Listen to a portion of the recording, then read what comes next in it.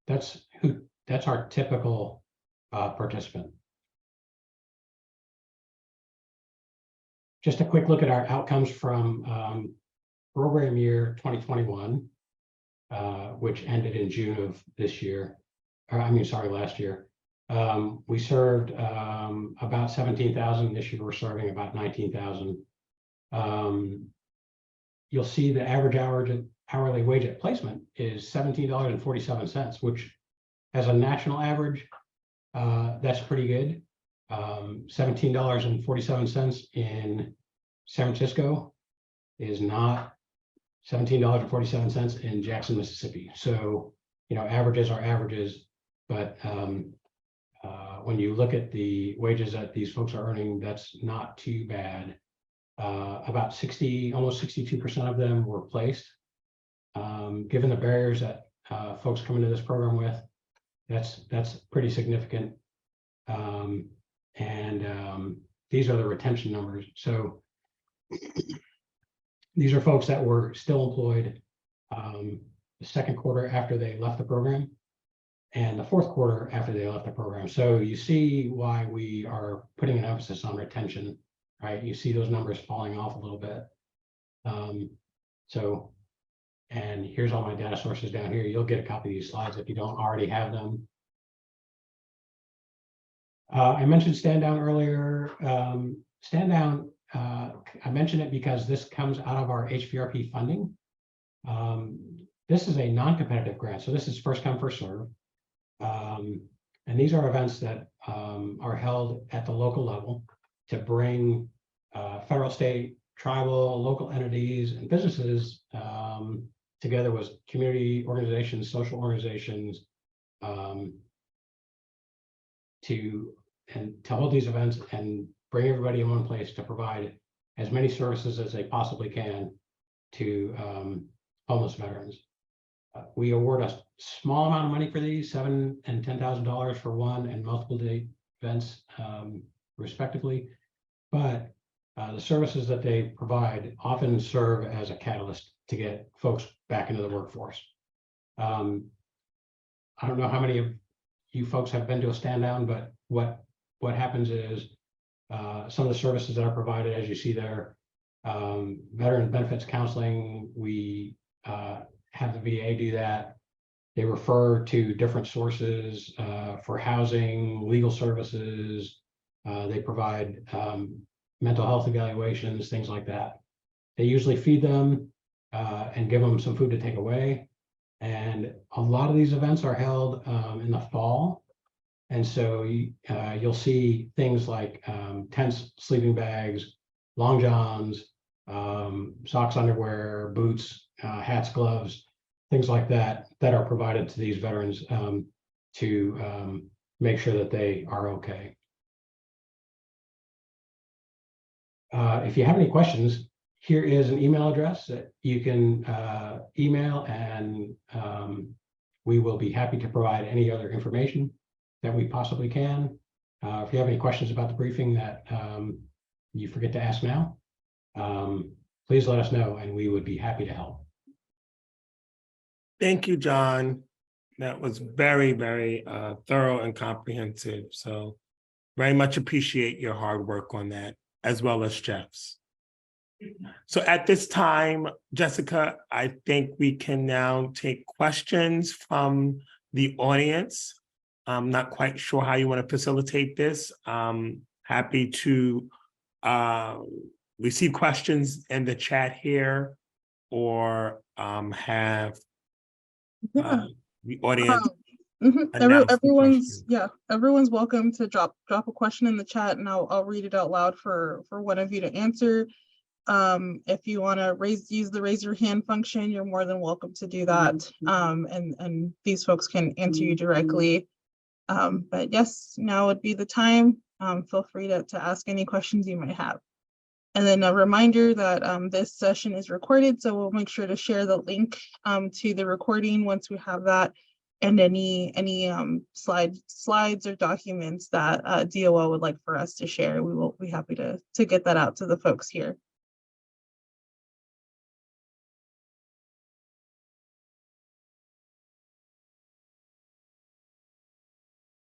So feel free to send your questions. Don't be shy.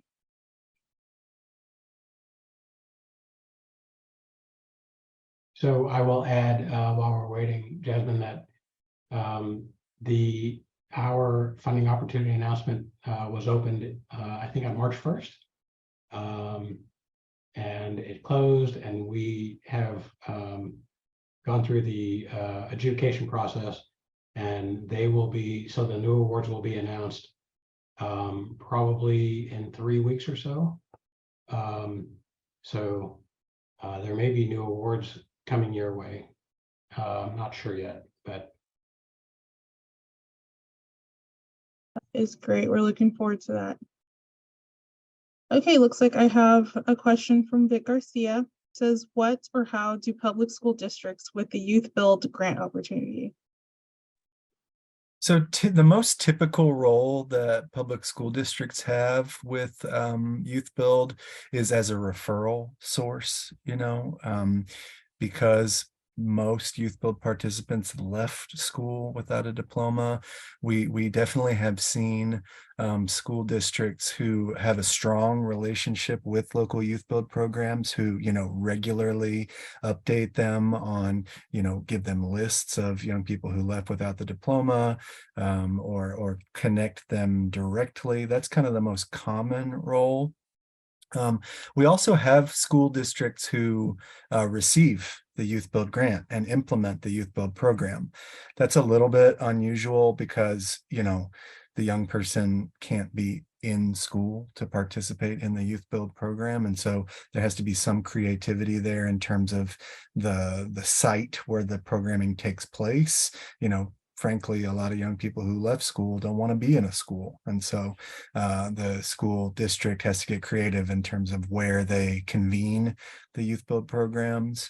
And then there are other youth school districts that, for one reason or another, maybe they serve an extremely remote area where it's difficult for young people to physically get to the school building. They'll seek Youth Build funding to offer kind of an alternative education program. We just funded a program we're excited about in Alaska, where there are young people that live in areas so remote in Alaska that they don't even have a zip code.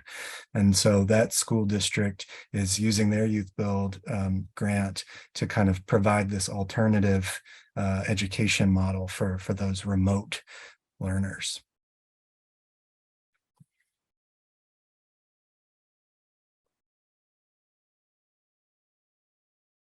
Yeah. Any other questions, you all?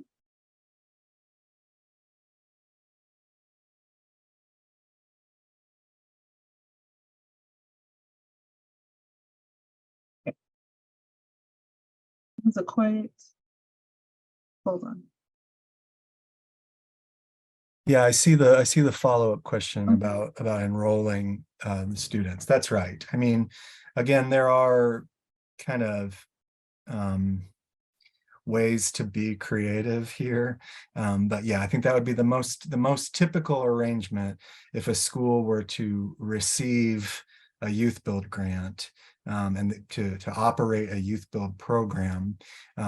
Those participants, we'd be careful not to call them students because they're students, they can't be Youth Build participants. But those participants would be enrolled in the program, but not in the school.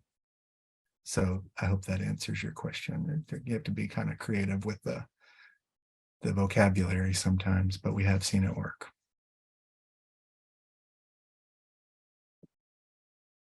So, okay, I have not seen any other questions come through or any hands raised, but I will send out the recording of this as well as any attachments.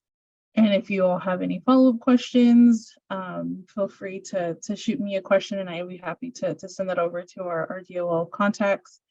But other than that, thank you so much to Jeff, John, and Edward for giving us your time today and speaking to us about these opportunities. It was incredibly informational, and we thank you so much for your time. Thank you. It was our pleasure.